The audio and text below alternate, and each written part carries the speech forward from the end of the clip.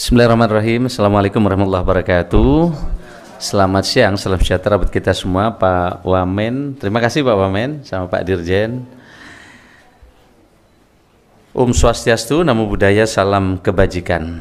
Ambil benang untuk dipintal, benangnya diimpor dari Australia. Mari sambut talenta digital, mewujudkan birokrasi berkelas dunia.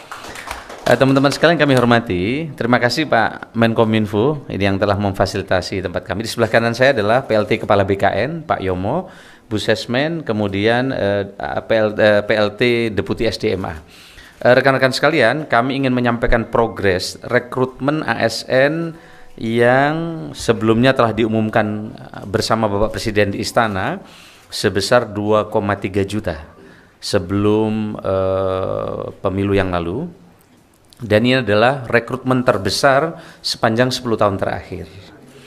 Nah, kami ingin sampaikan progres dan ini ditunggu oleh banyak masyarakat termasuk fresh graduate, karena di dalam kebijakan tahun ini selain menyelesaikan non-ASN yang tersisa 1,8 juta, termasuk di dalamnya ex-THK 2 yang nanti akan dituntaskan, ini juga ada fresh graduate kurang lebih 600.000 orang.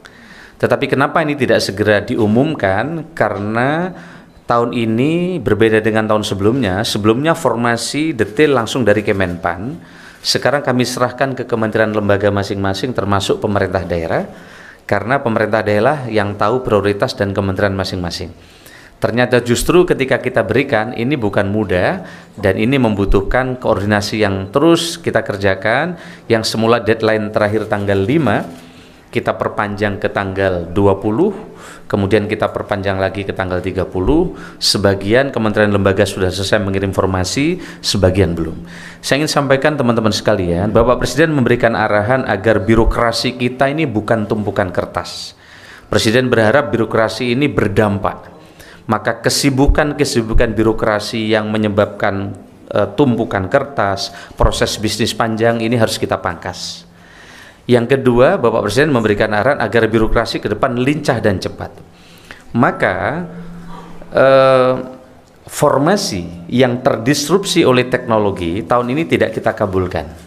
Begitu juga kita dorong sekarang formasi yang berisi salah satunya adalah talenta-talenta digital, karena ke depan pelayanan publik ini berbasis digital ID dan juga berbasis digital yang memudahkan masyarakat ke depan tidak lagi mengisi berulang-ulang, tapi cukup dengan face recognition masyarakat tidak perlu lagi mengisi data yang berulang-ulang, tentu dengan sistem pemerintah berbasis elektronik nanti.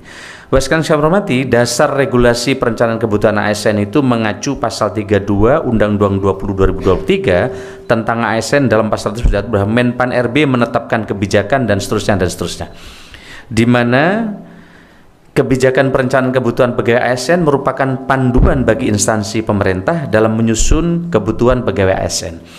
Instansi pemerintah menyusun rencana kebutuhan, kebijakan perencanaan kebutuhan pegawai ASN, dan seterusnya.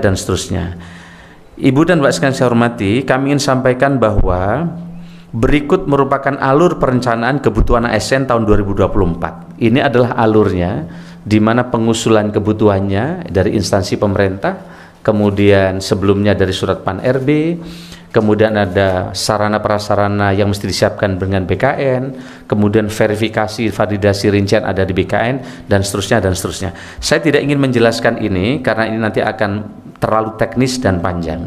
Tetapi kami langsung ingin sampaikan teman-teman sekalian bahwa pada Januari 2004 lalu Presiden telah mengumumkan ini adalah total kebutuhan ASN tahun 2004 sebanyak 2,3 juta yang diperuntukkan bagi pemerintah pusat sebesar lebih dari 429.000 dan pemerintah daerah sebesar lebih dari 1,8 juta. Ini yang Bapak Ibu bisa lihat. Kebutuhan tersebut tersebar untuk tenaga guru, tenaga kesehatan, dan tenaga teknis lainnya, termasuk untuk memenuhi ASN di Ibu Kota Nusantara. Nanti kami ingin sampaikan berapa yang sekarang sudah formasi dikeluarkan pemerintah untuk Ibu Kota Nusantara. Dan juga khusus penyelesaian talenta-talenta untuk talenta digital masa depan yang dibutuhkan oleh pemerintah. Penyusunan rincian kebutuhan ASN 2024 telah dilakukan tanggal 15 Maret 2024 sampai dengan 29 Maret 2024, diperpanjang hingga tanggal 30 April 2024. Namun masih terdapat instansi yang belum selesai melakukan rincian usulan, khususnya instansi yang mendapatkan alokasi formasi cukup besar. Kendala keterlambatan instansi yang disampaikan antara lain, instansi masih melakukan pemetaan jabatan. Salah satunya misalnya ada satu kementerian yang mendapatkan formasi 110.000, karena ini memang harus diselesaikan tuntas instansi vertikal dari atas sampai ke bawah sehingga memerlukan waktu. Keterlambatan informasi terhadap data non-ASN baik terkait jumlah pegawai, kualifikasi pendidikan, serta jabatan yang diusulkan. Kemudian belum selesainya memutakhirkan data jabatan oleh instansi pada pelayanan elektronik SIASN BKN. Nah, berdasarkan dasar usulan yang diajukan oleh PPK atau Pembina Kebagian Instansi Pemerintah, Menpan RB telah memberikan persetujuan prinsip formasi ASN tahun 2004 dan telah diserahkan kepada PPK pusat dan daerah. Total persetujuan prinsip formasi 2024 sebesar 1.289.824 formasi yang terbagi menjadi 427.650 formasi pada instansi pusat dan 862.174 formasi pada instansi daerah. Jadi di pemerintah daerah ini formasinya sangat besar. Nah, hingga tanggal 2 Mei 2024 pukul 20, 602 instansi pemerintah telah melakukan rincian ke dalam sistem layanan perencanaan SIASN BKN dengan rincian sebagai berikut. 4 instansi belum membuat rincian formasi, mohon maaf saya tidak menyebut instansinya, jadi nanti teman-teman nggak perlu nanya kepada kami. 36 instansi yang sedang menyusun rincian formasi, 39 instansi telah selesai menyusun rincian formasi, namun belum mengajukan digital signature atau DS SPTJM oleh PPK. Jadi harus ada surat pertanggungjawaban mutlak sehingga nanti jika diakibatkan formasi nama orang terkait dengan P3K jika ada yang keliru, nanti PPK-nya akan bertanggung jawab.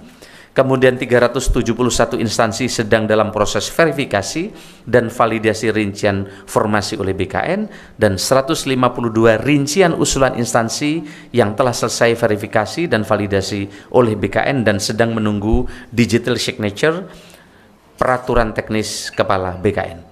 Nah, berdasarkan data tersebut kami ingin sampaikan pemenuhan talenta digital untuk penempatan di IKN sebanyak 2.906 formasi yang sekarang, dan ini terus akan bertambah.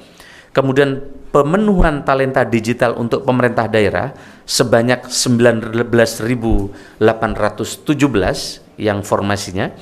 Kemudian pemenuhan SDM APIP atau auditor, karena ini menjadi arahan Bapak Presiden untuk mendorong tata kelola pemerintahan yang lebih bagus. Fresh graduate tahun ini juga diperuntukkan untuk auditor, sehingga kementerian, lembaga, dan pemerintah daerah yang belum mengusulkan formasi ini pasti kita tolak untuk diperbaiki, mengusulkan talenta digital di dalam auditor mereka. Nah, kemudian totalnya berapa? Pemenuhan SDM APIP sebanyak 794 atau 491 auditor dan 301 P2 UPD.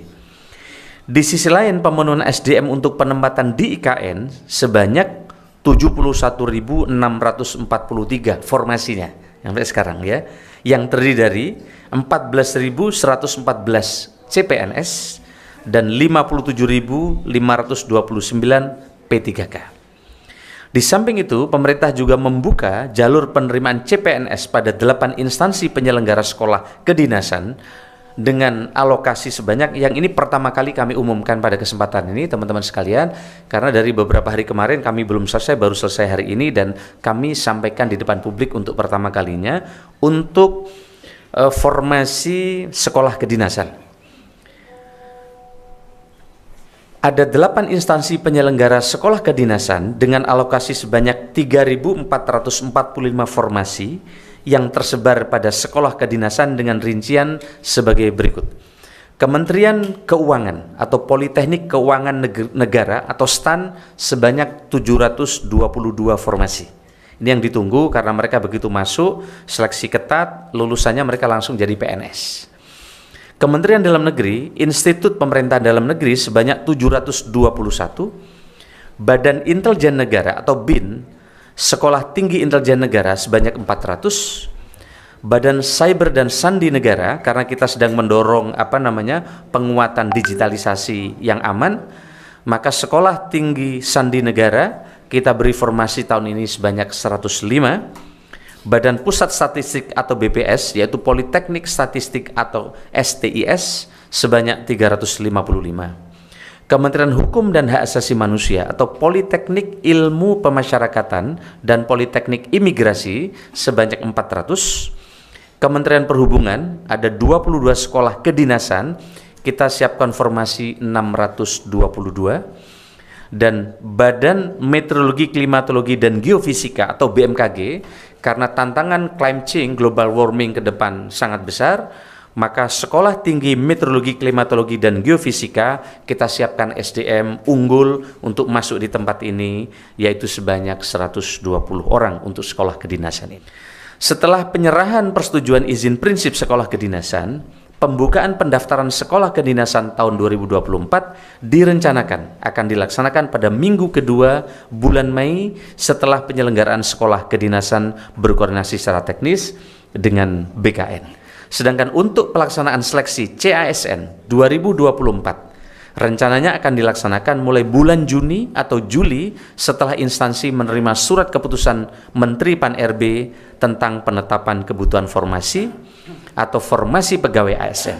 Setelah memperoleh surat keputusan Menpan-RB tentang penetapan kebutuhan formasi instansi pemerintah dan berkoordinasi dengan BKN untuk pengumuman lowongan formasi dan persiapan seleksi tahun 2024. Rekan-rekan sekalian saya hormati, terkait kemarin adanya himbauan dari harapan dari Ombudsman agar seleksi CPNS ditunda setelah pilkada.